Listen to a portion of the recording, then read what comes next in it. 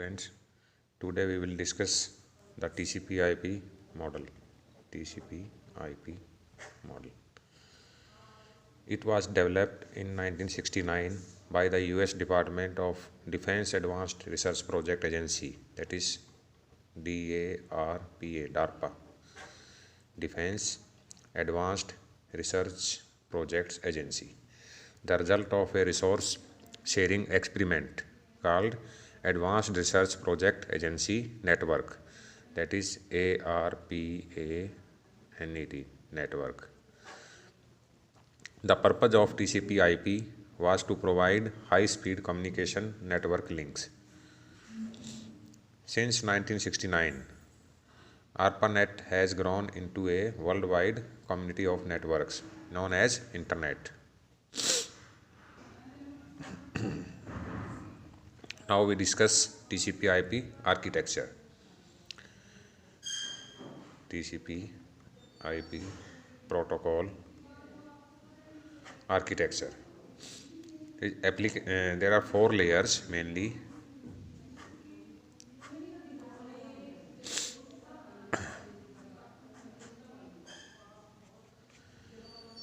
The network interface layer,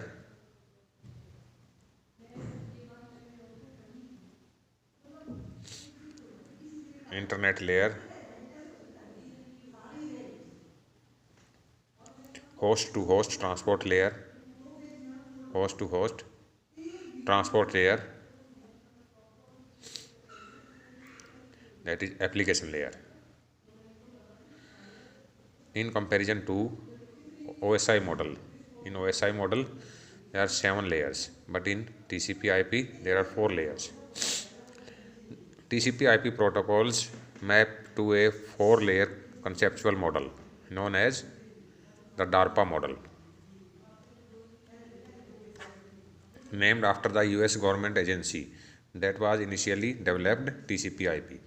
The 4 layers of the DARPA model are application layer, transport layer, internet layer, and network interface layer.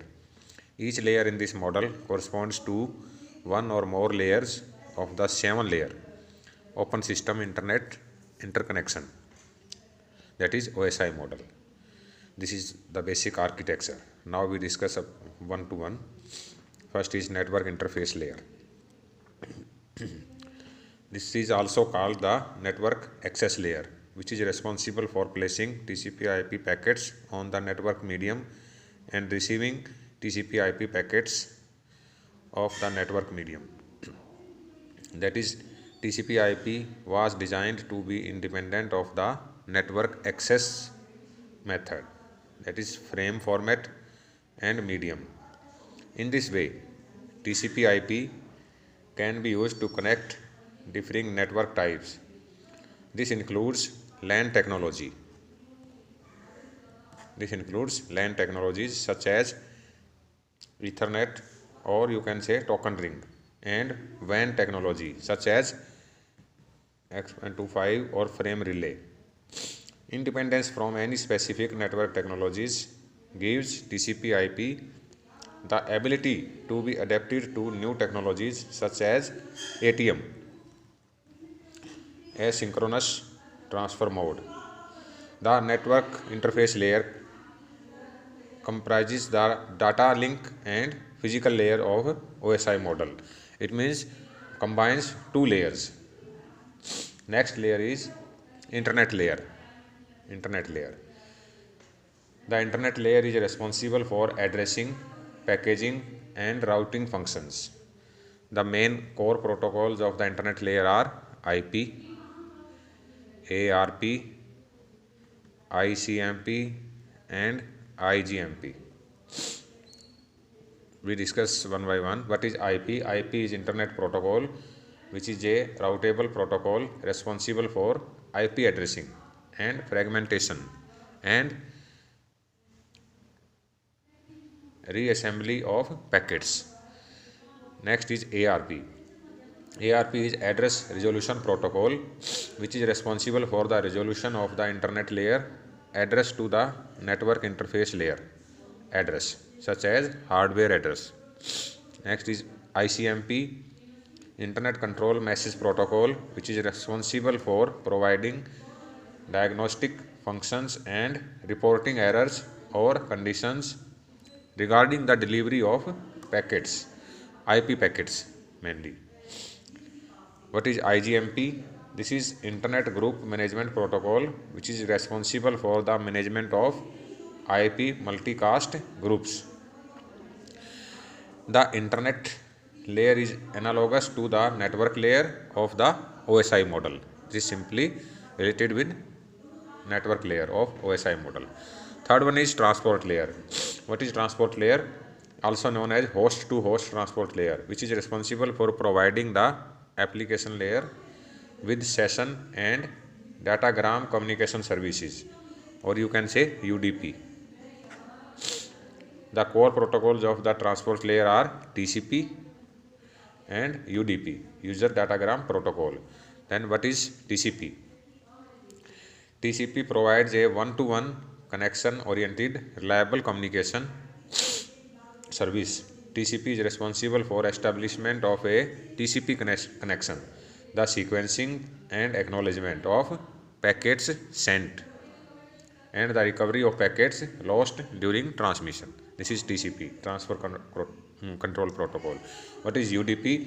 User Datagram Protocol. It provides a one-to-one or one-to-many connectionless, unreliable communication service. It is used when the amount of data to be transferred is small, such as the data that would fit into a single packet. When the overhead of establishing a TCP connection is not desired, then UDP is required.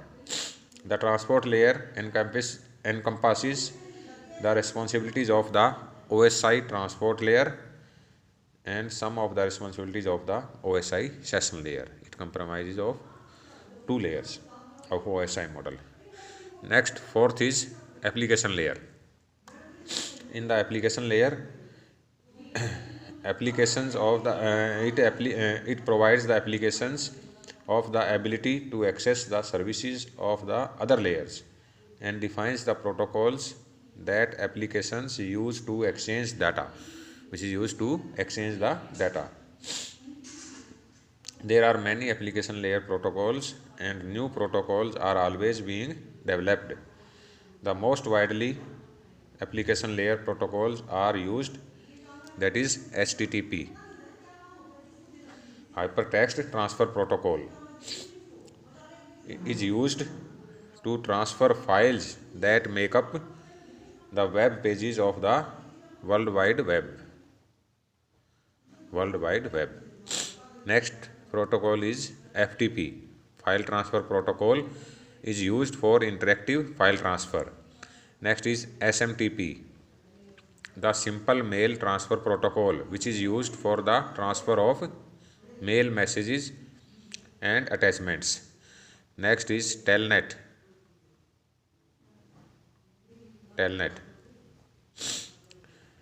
It is a terminal emulsion protocol which is used for remote login to network host.